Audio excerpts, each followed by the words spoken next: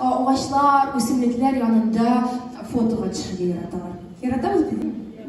Yok, ben nasıl bilmem, ayıp paranı. Çünkü ağaçlar, ösimlikler, onlar tabiat eyberleri. Onlar kancıktır mene, onlar saf, şista, bak, onlarga özünden özün tortulasınlar. Bir nasıl onday tortulular köpünde, avuldağı mine sıyırlar da şu özünden özünden şu çeçekleri tortulalar. Sen kütüşü bulgaç bilesindir inaylar. Biraz bir eydem, mine şebi memle şöyle sahnede birimizden rahatlanıp gülüp, şayarıp, kızıklar sileyimiz imen. Şayarım adım ayrıldı. Da, yara. Eyda alaysa şiddilenemiz. Eyda şiddilenemiz. Şiddi yitirip kilese çıksını sahneye çakırabız. Karşılığımız sahnede Aydar Rakipov.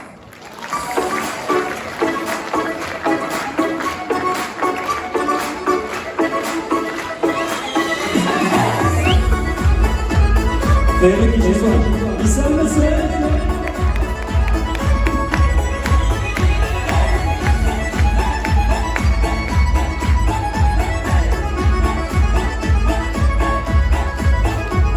Yaradasın yine şaşır şaşır, seyirlesin yine ıntılır. Kur'anlarda adaşasın yine, Kur'an kulağında kıldırır. Varıp diksin diksin yılmayasın, unutturup yürek yarasın. Sinem bilen varı sinem bilen, Gülündekile babasın. Varıp diksin diksin yılmayasın, unutturup yürek yarasın. Sinem bilen varı sinem bilen, Gülündekile babasın.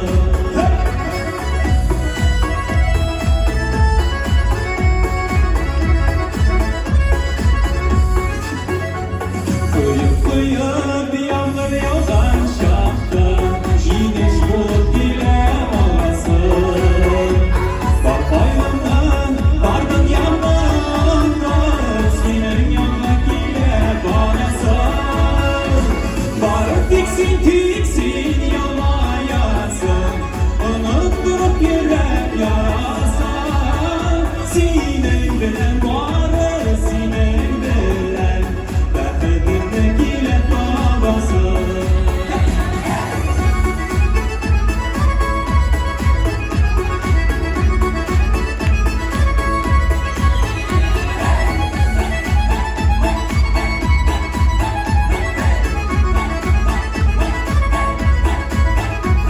Yaratasın gile şaşır şaşır, seyirlesin gile ınkılır.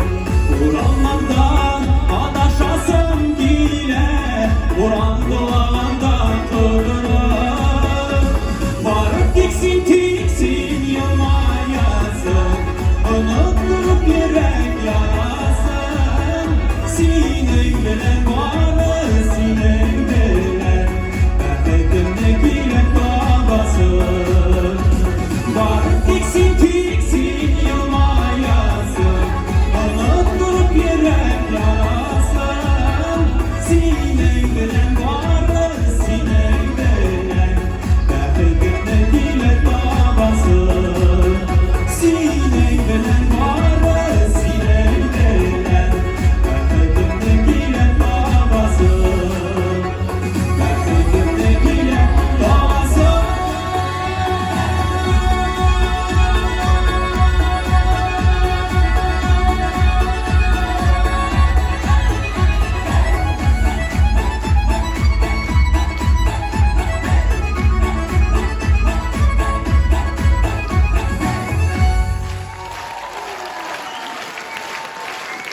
Kazancı Festivali'nin gala konserti sahnesinde Aydar Rakipov.